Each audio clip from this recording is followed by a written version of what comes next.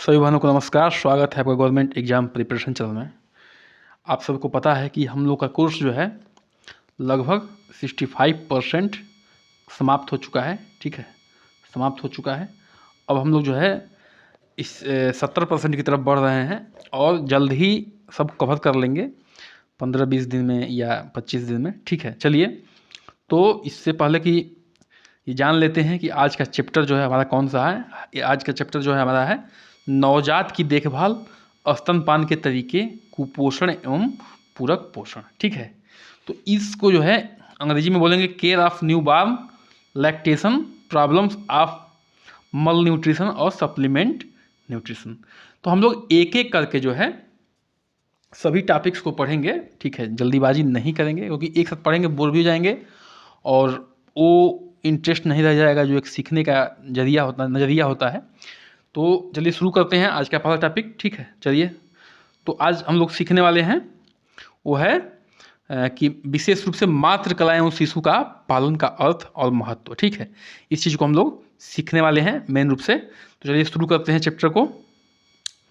अब देखिए जो ये हमारा पहला टॉपिक है कि मातृ कला एवं शिशु पालन का अर्थ एवं महत्व।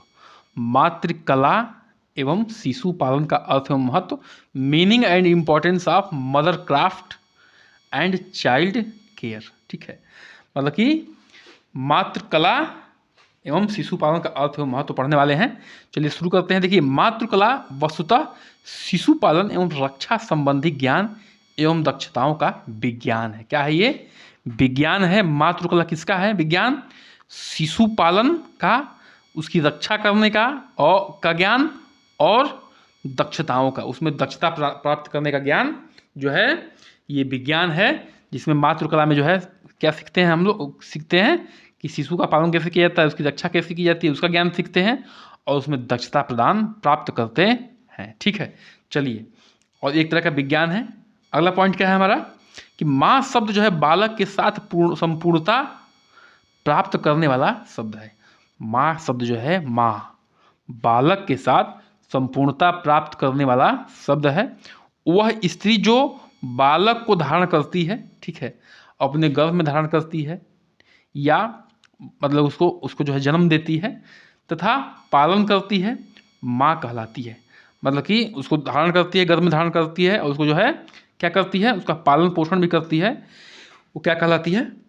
माँ कहलाती है। ठीक है, तीसरा पॉइंट है कि शिशु की धारण एवं पालन करना दोनों ही कठिन समस्याओं के समान कार्य हैं। ठीक है, मतलब कि शिशु को धारण करना मतलब कि गर्भधारण की बात हो रही है और उसका पालन करना दोनों ही क्या है?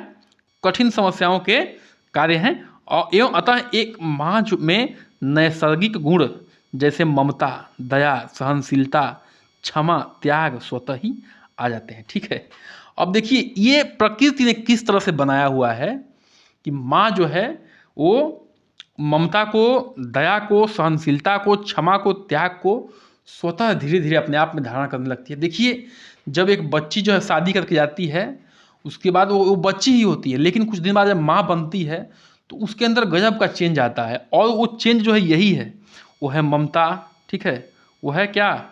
ये आपके सामने जो दिख रहा है क्या कि ममता और, ठीक है, ममता,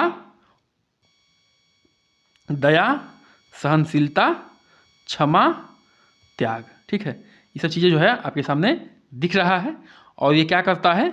माँ को जो है एक जो है किससे अलग करता है? एक जो सामान्य लड़की होती है उससे अलग करता है। आगे बढ़ते हैं।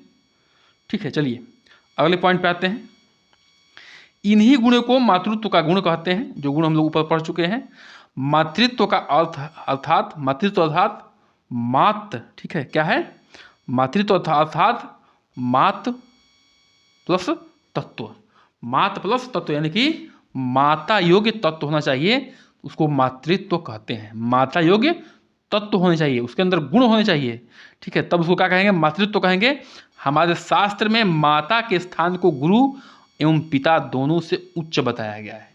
ठीक है, शास्त्रों में, खास तौर से हिंदू के शास्त्रों में, शास्त्र में मुख्य रूप से हिंदू के ही होते हैं, तो उसमें जो है माँ को जो है किससे? गुरु से और पिता से क्या बताया गया है, ऊपर बताया गया है। ठीक है, चलिए अब थोड़ा एक्स्ट्रा फैक्ट देख लेते हैं। एक्स्ट्रा फैक्ट में ये जो ब्लॉक्स में आते हैं इनके इस बुक में, वो एक्स्ट्रा फैक्ट होते हैं, जानना जरूरी होता है, थोड़ा देख लेते हैं, मूड भी चेंज हो जाता है उसमें। चलिए जान लेते हैं। आराम, हाइजीन, गर्माहट आदि नवजात के लिए कपड़े के आवश्यक तत्व हैं। ठीक है, आराम, हाइजीन, गर्माहट। आराम करना, देखिए जब बच्चा पैदा होता है तो कितनी घंटे नींद होती है, 20 से 22 घंटे, 18 से 20 घंटे की नींद होती है। ठीक है, हाइजीन मतलब होता है साफ सफाई, क्या होता है, साफ सफाई। और गर्माहट चाहिए बच्चे को। आदि नवजात के कपड़े के आवश्यक तत्व हैं, मतलब कि इस कपड़े में ऐसे गुण होने चाहिए, आरामदायक होना चाहिए, साफ सफाई होनी चाहिए और गर्माहट होना चाहिए। ठीक है, ये ध्यान रखिएगा। उसके जो नवजात के कपड़े हैं। बाल न्याय, देख रेख संरक्षण अधिनियम 2000 के अंतर्गत निम्नलिखित वैधानिक निकायों को स्थापित करना अनिवार्य है, जैसे ऑब्जर्वेशन होम, बाल कल्याण बोर्ड, बाल कल्याण समिति। सबका अलग अलग काम है, लेकिन कहने का मतलब यह है कि बाल न्याय जो नियम 2000 है उसके अंतर्गत जो है ऑब्जर्वेशन होम और बाल कल्याण बोर्ड और बाल कल्याण समिति जो है होना आवश्यक है। किंडरगार्टन की व्यवस्था को फ्रोबेल नामक वैज्ञानिक ने स्थापित किया था। एक नंबर के प्रश्न बहुत पूछा जाता है मनोविज्ञान में, ये कि किंडरगार्टन की स्थापना जो है किस वैज्ञानिक ने किया था, तो फ्रोबेल ने किया था, ये जान लीजिए किंडरगार्टन की स्थापना। चलिए अगला पॉइंट है हमारा कि नवजात शिशु के हृदय की गति जो है 120 से 140 प्रति मिनट होती है। वयस्क व्यक्ति की अपेक्षा नवजात शिशु की हृदय की धड़कने की आंशिक होती है, मतलब कि कम होता है। कम का मतलब कि संख्या में कम नहीं होता है, जितना पंपिंग होती है उसमें कम होता है, पंपिंग में कम होता है। क्यों? क्योंकि नवजात शिशु का जो है हृदय का आकार छोटा होता है, इसलिए जो है बड़े की अपेक्षा जो है पंपिंग कम होती है, इसलिए आंशिक रूप से लिखा है। ये मत समझिए कि जो है जो वयस्क का होता है वो बहुत ज़्यादा होता है, क्या हृदय का धड़कन, नहीं, नवजात का ही ज़्यादा होता है। लेकिन जो पंपिंग होती है वो थोड़ा सा आंशिक रूप से होती है, किसकी, नवजात शिशु की। क्यों? क्योंकि उसकी जो है हृदय का आकार छोटा होता है। आगे बढ़ते हैं। मातृकला एवं शिशु पालन का महत्व, इस पे आते हैं। ठीक है, थोड़ा धैर्य बना के बैठे रहिएगा, क्योंकि जो है एकदम इसमें कोई चित्र वगैरह नहीं है और कोई क्या कहते हैं, जो कोई ड्राइंग वगैरह भी नहीं है, तो थोड़ा सा इसमें समझने वाली बातें हैं, लेकिन जो एक क्लास है तो समझना ही पड़ेगा आपको। चलिए शुरू करते हैं। मातृकला एवं शिशु पालन का महत्व।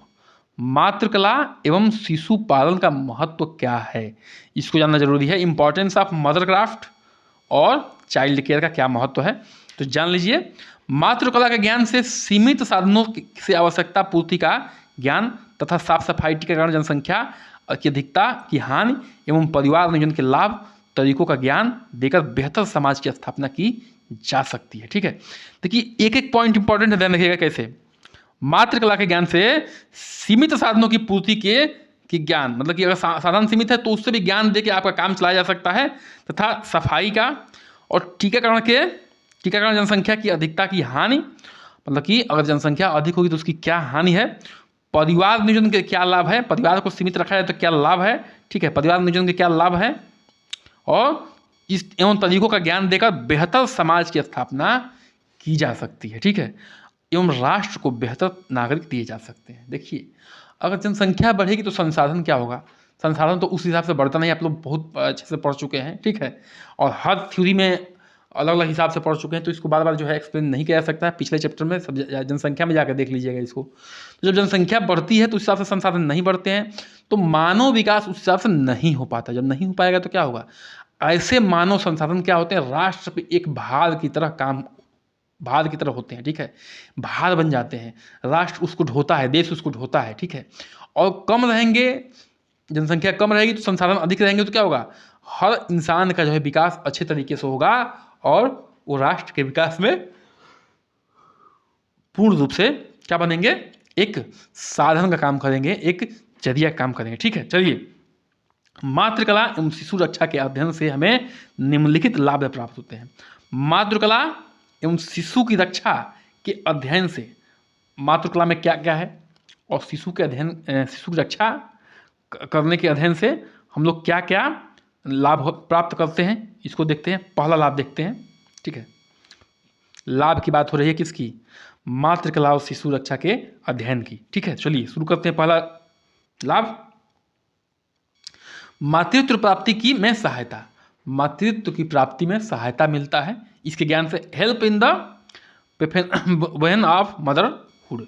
नौ युवतियों को मातृत्व हेतु विभिन्न योग्यताओं का ज्ञान प्रदान करने के साथ साथ मातृत्व में बाधक तत्वों की जानकारी और उससे निपटने के उचित तरीकों की जानकारी भी मातृकला एवं शिशुपालन के अध्ययन से प्राप्त होता है। ठीक है, देखिए जो नवयुवतियाँ होती हैं उनको मातृकला पता नहीं है। जब नया नया गर्भ होता है बहुत परेशानी होती है, कैसे उसको हैंडल किया जाए, कौन कौन सी परेशानियाँ होती हैं, कौन कौन सी जटिलताएँ होती हैं। ठीक है, अब जब वो इसको गर्भ धारण करने से पहले ही पढ़ लेगी, अध्ययन कर लेगी मातृकला को, तो उसको बहुत सी आसानी हो जाएगी। और ठीक है, वो मातृत्व में आने वाले बाधक तत्वों की जानकारी प्राप्त करके उससे निपटने के उचित तरीकों को जानकारी जो है मातृकला से मिल जाएगी उसको, और शिशु पालन में सहायता मिलेगा। ठीक है, तो कहने का मतलब है कि मातृकला से जो है उसको क्या मिल रहा है, जानकारी मिल जा रही है, और जो है अपने मातृत्व को जो है, जो उसका कहते हैं, क्या कहते हैं, एक भूमिका को या उसकी अपने कर्म को, अपने फर्ज को अच्छे से निभा सकती है।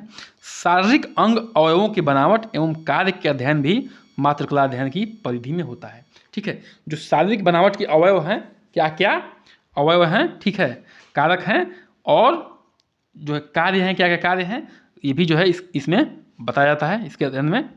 आगे बढ़ते हैं। सामान्यतः जो है एक्स्ट्रा पॉइंट है। ठीक है, ये हमें लगता है एक्स्ट्रा पॉइंट है। चलिए, तो सामान्यतः जो नवजात शिशु 14 से 20 घंटे की नींद लेते हैं। जो नवजात शिशु नए नए जो बच्चे पैदा होते हैं वो जो है 14 से 20 घंटे की नींद लेते हैं। WHO के अनुसार जो है नवजात शिशु का जन्म से लेकर कम से कम 6 घंटे या 24 घंटे के पश्चात स्नान कराया जाना चाहिए। ध्यान रखिएगा, WHO कहता है, ये सब फैक्ट याद रखिएगा, क्योंकि WHO का है, नॉर्मल जो है नॉर्मल ऑर्गेनाइजेशन का नहीं है, वर्ल्ड हेल्थ ऑर्गेनाइजेशन का है। तो 6 से लेकर 24 घंटे के पश्चात स्नान करवाया जाता है। लेकिन इसमें ये भी कंडीशन देखा जाता है कि पानी कैसा है, वहाँ कितना ठंड है, ठीक है, क्या माहौल है। तो ये थोड़ा सा वहाँ के भौगोलिक स्थिति पे भी डिपेंड करता है, ये भी ध्यान रखिएगा। जन्म से 2 वर्ष तक जो है के लिए नवजात शब्द का प्रयोग किया जाता है। ध्यान रखिएगा, ये बात बताया जा चुका है कि नवजात शिशु का कब से कहाँ तक होता है, 0 से लेके 2 वर्ष तक। ध्यान रखिएगा, ठीक है। अगर नवजात कभी भी हमारे मुंह से निकले तो आप समझ जाइएगा कि 0 से लेकर 2 वर्ष की बात, बच्चे की बात हो रही है। चलिए, अगला है क्रेंच। क्रेंच ने 1 से 3 वर्ष की शिशुओं की देखभाल के लिए एक सार्वजनिक शिशु गृह स्थान है। क्रेंच क्या है, 1 से 3 वर्ष के मतलब बच्चों के देखभाल के लिए एक सार्वजनिक स्थान है। यहाँ शिशुओं के पालन पोषण की व्यवस्था की जाती है। ठीक है, उसे क्रेंच कहते हैं। देखिए, ये सब प्रश्न आए हुए हैं, हल्के मत लीजिएगा, ठीक है। मनोविज्ञान में ये सब प्रश्न आए हुए हैं, ठीक है। चूँकि हम BTC किए हुए हैं, ठीक है, तो हम टेट सेट बहुत दिए हैं, तो ये सब जानते हैं। तो ये सब आए हुए प्रश्न हैं। और देखिए, जब क्या करेंगे, जब आपका जब प्रश्न पेपर बनेगा तो क्या करेंगे, जो उधर क्वेश्चन होंगे उठा लेंगे, डायरेक्ट उठा लेंगे। देखिए, एग्जामिनर इतना दिमाग नहीं लगाता, वो सोचता है अरे चलो यार सिलेबस से है, बस उठा लेता है, ठीक है। और यही होता भी है छोटे मोटे, क्योंकि ये UPSC का पेपर नहीं बनने जा रहा है, सीधी सी बात है, ठीक है। तो मतलब किसी बहन को अगर बुरा लग रहा हो तो उसके लिए माफ़ी, लेकिन ऐसा ही होता है, ठीक है, ध्यान रखिएगा। बालवाड़ी यानी कि शिशु घर में 2.5 से लेकर 6 वर्ष की आयु तक के बच्चों की देखभाल और शिक्षा की व्यवस्था की जाती है और बच्चों को पोषक पदार्थ दिया जाता है, ठीक है। बालवाड़ी शिशु घर में, बालवाड़ी शिशु घर में क्वेश्चन डायरेक्ट बन सकता है कि बालवाड़ी शिशु घर में कितने से कितने उम्र के बच्चों को जो है देखभाल और शिक्षा की व्यवस्था की जाती है। तो 2.5 से लेकर 6 वर्ष, तो सब याद होना चाहिए, ठीक है, कि बच्चों को जो है 2.5 से लेकर 6 वर्ष के बच्चों को तक जो है देखभाल और शिक्षा की व्यवस्था की जाती है, किसमें, बालवाड़ी शिशु घर में, और बच्चों को पोषक पदार्थ भी दिया जाता है। अगला पॉइंट है, 1 वर्ष की उम्र में शिशु का वजन जन्म के भार का 3 गुना हो जाता है। ध्यान रखिएगा, ये सब पढ़ चुके हैं हम लोग कि 1 वर्ष में कितना होता है, 2 वर्ष में कितना होता है, 3 वर्ष में कितना होता है, 6 महीने में कितना होता है, 4 महीने में कितना हो जाता है। लेकिन यहाँ पे आ गया तो इसको जान लेते हैं कि 1 वर्ष में जो है बच्चे का वजन कितना होता है, 3 गुना हो जाता है। कितना, किसका, जिस समय वो जन्म लिया जाता है उसका। ध्यान रखिएगा। चलिए, अगला पॉइंट है, दूसरा पॉइंट है दूसरा लाभ क्या है कि गर्भावस्था के महत्व का ज्ञान। हम लोग अगर ठीक है मातृकला और शिशु की रक्षा का अध्ययन करते हैं तो क्या क्या लाभ प्राप्त होते हैं वो पढ़ रहे हैं। तो दूसरा लाभ क्या है कि गर्भावस्था के महत्व का ज्ञान हो जाता है। मातृकला का अध्ययन हमें गर्भकालीन महत्व का ज्ञान प्रदान करता है।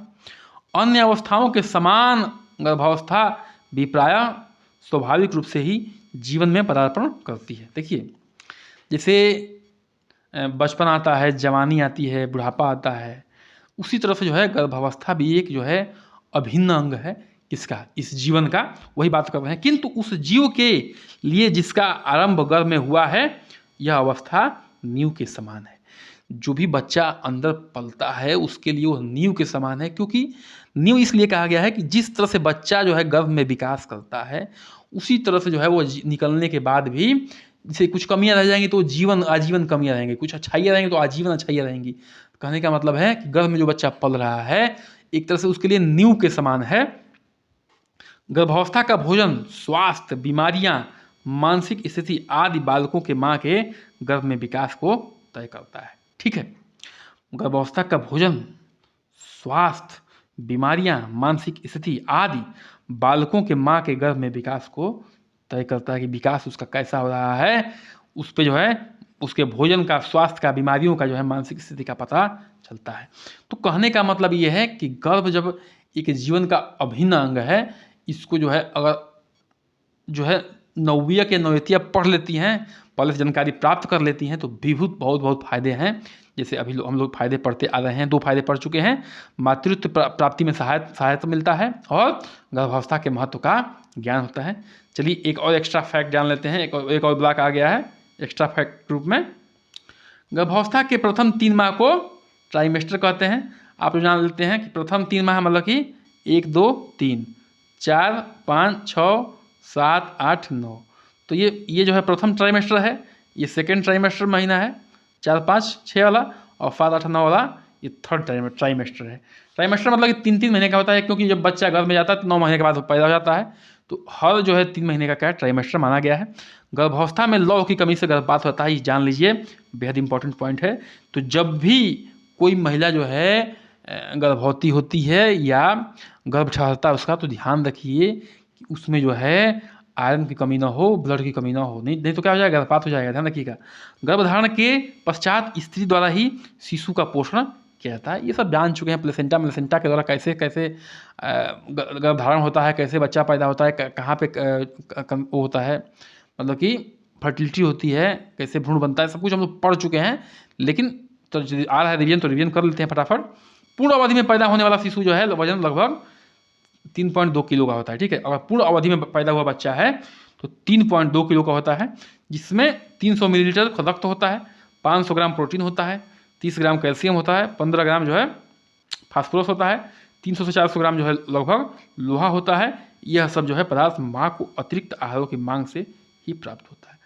आप लोग पढ़ के पिछले चैप्टरों को जान चुके हैं कि गर्भावस्था के दौरान एक सामान्य महिला से माँ को अलग पोषण की आवश्यकता होती है, जिसमें खास तौर से कैल्शियम, आयरन, ठीक है, और ऐसी चीज़ें जो ब्लड का निर्माण ज़्यादा करे, बोन्स का निर्माण में हेल्प करे। ठीक है, आयोडीन का भरपूर मात्रा होने, तो क्या हो जाएगा, बच्चा जो है क्या हो जाएगा, मानसिक रूप से कमजोर होगा। आयोडीन कमी होगी तो ठीक है, घेंगा तो अलग चीज़ है, लेकिन ये जो आयोडीन कमी होगी तो बच्चा जो है मानसिक रूप से कमजोर पैदा होगा, ये भी ध्यान रखिएगा।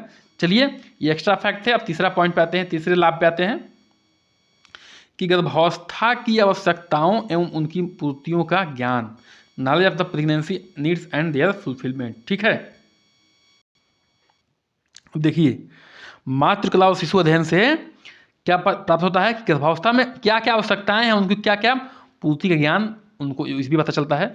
तो गर्भावस्था में माँ की आवश्यकताओं तथा उनकी पूर्ति की सर्वोत्तम तरीकों की जानकारी, गर्भावस्था में माँ की क्या क्या आवश्यकताएं हैं और उनकी पूर्ति कैसे जाती है, उसकी सर्वोत्तम जानकारी तथा अन्य देखभाल का ज्ञान मातृकला के अध्ययन से द्वारा प्राप्त होता है। ठीक है, गर्भावस्था के दौरान माँ की क्या क्या आवश्यकताएं हैं, पूर्ति के सर्वोत्तम तरीके क्या क्या हैं, उसकी जानकारी और अन्य देखभाल इस मातृकला के अध्ययन से मिलता है। ठीक है, अभी हम लोग मातृकला के क्या पढ़ रहे हैं, लाभ पढ़ रहे हैं, जानकारी का अध्ययन का।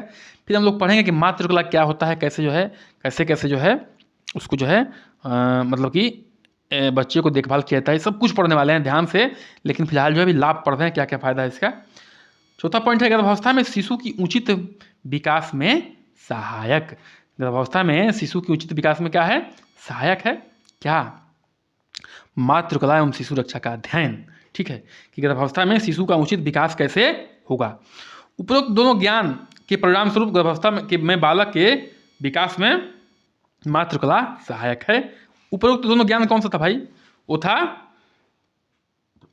गर्भावस्था के महत्व का ज्ञान और गर्भावस्था की आवश्यकताओं उनकी पूर्तियों का ज्ञान। ठीक है, इसके अतिरिक्त शिशु को गर्भकाल में बीमारियों, विषाक्तताओं तथा कुप्रभावों से बचाने में भी मातृकला का ज्ञान सहायता करता है। ठीक है, इसके अतिरिक्त शिशु को गर्भकाल में बीमारियों से, विषाक्तताओं से तथा कुप्रभावों से बचाने में भी मातृकला का ज्ञान सहायक होता है। चलिए आगे बढ़ते हैं।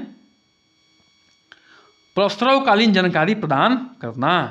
अब देखिए ये बेहद इंपॉर्टेंट पॉइंट है कि जब मातृकला का ज्ञान लेते हैं, उसकी रक्षा का ज्ञान लेते हैं, शिशु रक्षा का ज्ञान प्रदान करते हैं, अध्ययन करते हैं उसकी, तो प्रसवकालीन जानकारी प्रदान करना, इसमें जो है प्रसवकालीन जानकारी भी होता है।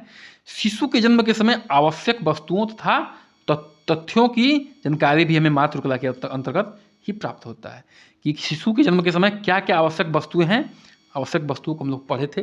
ठीक है, तो उसमें बहुत सारी आवश्यक वस्तुएं थी, कपड़े थे मतलब कि, और दवाइयाँ थी विशेष रूप से। ठीक है, फिर से क्या था, नया ब्लेड था, ऑयल था, ठीक है, ग्लव्स था, ये सब जानकारी हम लोग को प्राप्त किए थे उस समय जब चैप्टर पढ़ रहे थे। फिलहाल जो है उसका एक तरह से क्या पढ़ रहे हैं, ओवरव्यू पढ़ रहे हैं कि क्या क्या फ़ायदा है इस अध्ययन से, मातृकला और शिशु रक्षा के अध्ययन से। नवजात शिशु की आवश्यकताओं के ज्ञान तथा तत्कालीन देखभाल। नवजात शिशु की आवश्यकताएं क्या क्या हैं उसका ज्ञान होता है, और तत्कालीन देखभाल जैसे भोजन, वस्त्र, सफाई, विश्राम, नींद आदि के बारे में जानकारी इसी ज्ञान के अंतर्गत आता है। ठीक है, इस ज्ञान के अंतर्गत क्या आता है कि भोजन कैसा होना चाहिए, वस्त्र कैसा होना चाहिए, सफाई, कितना विश्राम करना है, नींद लेना है आदि के बारे में जानकारी भी, ठीक है, मिलता है इस ज्ञान से। आगे बढ़ते हैं, छठवें पॉइंट पर आते हैं। शिशु पालन की दिग्दर्शिका के रूप में सहायक। ठीक है, एक तरह से दिग्दर्शिका है, act of guide in child rearing, मतलब कि गाइड करता है। ठीक है, गाइड मतलब क्या होता है कि आपको दिशा निर्देशन दिखाता है, दिशा निर्देशन करता है, क्या, यही मातृकला शिशु रक्षा का अध्ययन।